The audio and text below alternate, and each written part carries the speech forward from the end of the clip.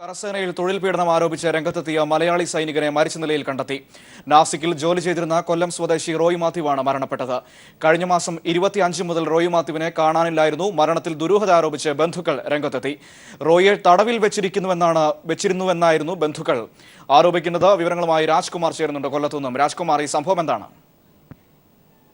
സൂചിപ്പിച്ചതുപോലെ 24-നാണ് അവിടെ ഈ നാസിക്കിലെ ഒരു പ്രാദേശിക മാധ്യമത്തിൽ ഇവരെ സംബന്ധിച്ച്, അതായത് സൈനിക ക്യാമ്പിലെ പീഡനങ്ങളെ സംബന്ധിച്ചിട്ടുള്ള 4 സൈനികരുടെ അവരുടെ ദൃശ്യങ്ങൾ, അവർ സംസാരിക്കുന്ന വിവരങ്ങളെല്ലാം പുറത്തു വന്നത്. ഇതിനെ തുടർന്ന് അന്ന് അവിടെ അത് ഒരു സമ്മർദ്ദത്തിലാവുകയും പിന്നീട് വീട്ടിൽ വിളിച്ച് തന്റെ ദൃശ്യങ്ങൾ ഇതിൽ കാണിക്കുന്നുണ്ട്.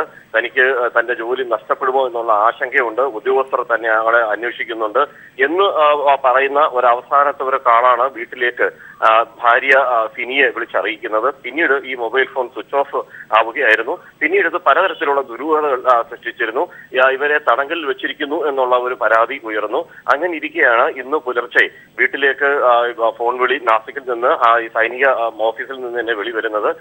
ഇത് റോയ് മാത്യുവിന്റെ മൃതശരീരം നാസിക്കിന്റെ ക്യാമ്പിൽ നിന്നും 2 കിലോമീറ്റർ അകലെയുള്ള ഒരു പ്രദേശത്ത് കണ്ടെത്തിയിട്ടുണ്ട്.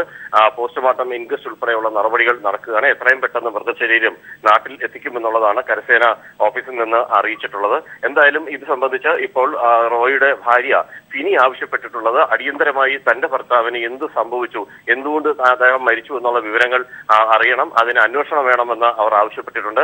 അതുപോലെ തന്നെ റോയിയുടെ പിതാവും ജോയിയും ഇതേ ആവശ്യം തന്നെ ഉന്നയിച്ചിട്ടുണ്ട്. എന്തായാലും ഈ പ്രദേശമാകെ ശോകമുഖമായ ഒരു അന്തരീക്ഷത്തിലാണ്. ഒരു ഗ്രാമം തന്നെ ഒരു തേങ്ങലിന്റെ നടുവിലാണ്. പ്രത്യേകിച്ച് കരസേനയ്ക്കുള്ളിലുള്ള ഈ സൈനികരോട് ഉദ്യോഗസ്ഥർ കാണിക്കുന്ന ഒരു അവരെ അടിമകളെ പോലെ വെച്ച് പുലർത്തുന്ന ഒരു രീതിയോടാണ് ഈ സൈനികരൊക്കത്തിന് ഈ പ്രതികരിച്ചിരുന്നത്.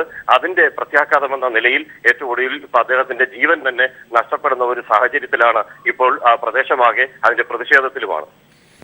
ശരി, രാജ്കുമാറാണ് വിശദാംശങ്ങൾ നൽകി.